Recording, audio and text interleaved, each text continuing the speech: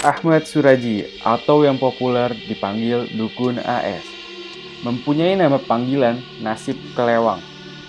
Lahir pada Desember 1952 dan meninggal dengan dihukum mati pada 10 Juli 2008. Adalah seorang yang berprofesi sebagai dukun yang berdomisili di Desa Sei, Semayang, Kabupaten Deli, Sedang, Sumatera Utara. Dia merupakan pelaku terhadap pembunuhan 42 orang wanita yang dibunuh secara keji dan menguburkan mayat para korbannya di perkebunan tebu di desa tempat tinggalnya. Kisah ini berawal dari Suraji kecil yang kebetulan memiliki seorang ayah yang berprofesi sebagai dukun, namun meninggal pada saat usianya mencapai 7 bulan.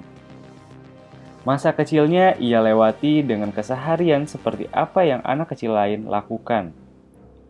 Sampai ketika ia menginjak umur 12 tahun, ia banyak mempelajari ilmu-ilmu kedukunan yang ia pelajari dari buku peninggalan sang ayah. Kehidupannya yang biasa seolah-olah berubah. Ia menjadi petani sekaligus dukun di tanah kelahirannya. Ia bahkan melakukan praktek poligami secara terus-menerus. Masyarakat setempat mengenal ia sebagai dukun atau orang pintar.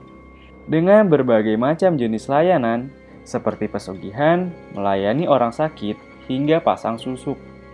Kisah tentang pembunuhan 42 perempuan ini berawal dari pengakuannya yang mengaku didatangi oleh sang mendiang ayah ke dalam mimpi.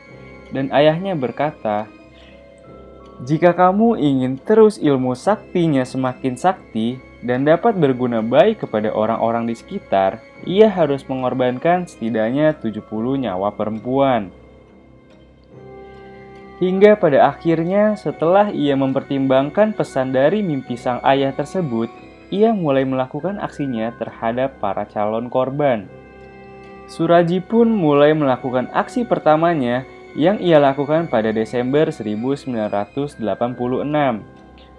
Pada malam tersebut, pasien yang mendatangi Suraji mengaku ingin mendapatkan kesuksesan hidup dengan jasanya Suraji.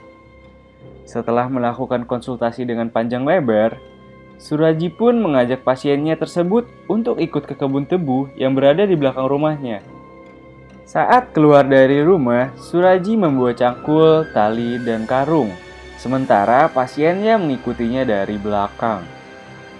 Setelah itu, Suraji mencari-cari lokasi yang agak lapang untuk membuat sebuah lubang dan menyuruh pasiennya untuk memegang senter sebagai alat membantu penerangan Suraji saat membuat lubang. Hingga akhirnya lubang pun jadi dan Suraji memerintahkan pasiennya untuk masuk ke lubang tersebut dan menguburnya hingga sedada. Saat badan dari pasiennya tersebut sudah tertutup oleh tanah hingga sedada, Suraji mencekik leher pasiennya dengan erat hingga pasiennya tersebut tidak berdaya dan meninggal seketika. Hal seperti itu terus ia lakukan secara berulang-ulang kepada para calon wanita yang ingin dijadikan tumbal olehnya.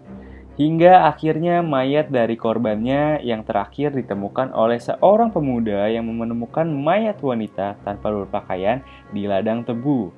Dan ternyata mayat itu merupakan mayat dari wanita yang dilaporkan hilang 3 hari sebelumnya.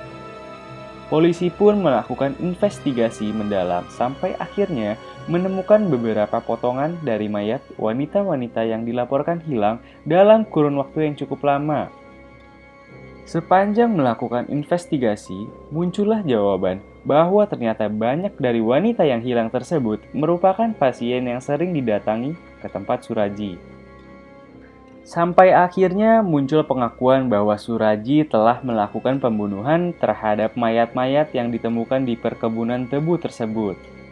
Suraji mengatakan bahwa ia melakukan itu untuk memperkuat ilmu kesaktiannya.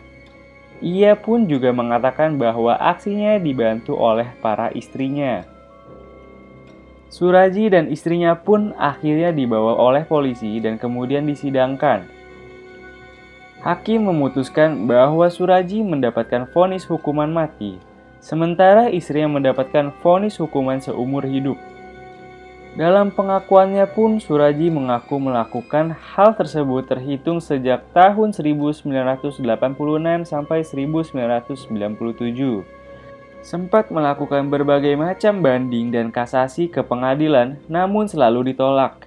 Bahkan Suraji sempat mengirim surat gerasi kepada Presiden Susilo Bambang Yudhoyono, namun selalu ditolak. Kehidupannya saat di penjara berubah cukup drastis. Suraji yang dulu bisa dikatakan merupakan psiko, melakukan tobat dan berkelakuan sangat baik saat di penjara. Ia yang dikenal sebagai meminum air liur para korbannya itu pun berubah menjadi selalu melakukan zikir sesuai sholat di masjid lapas.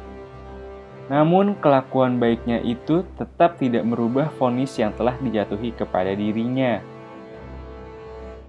Hingga pada saat 12 Juli 2008, 3 peluru yang ditembakkan ke Suraji oleh pasukan Brimopolda Sumatera Utara membuatnya tewas dalam eksekusi mati tersebut. Setelah kematiannya, masih banyak warga yang menolak tentang kehadiran jasadnya di daerah tempat tinggalnya. Banyak dari warga yang tidak setuju jika Suraji dimakamkan di TPU umum. Kendati demikian, akhirnya Suraji dimakamkan di TPU Muslim Kelingan, Deli Serdang di Sumatera Utara.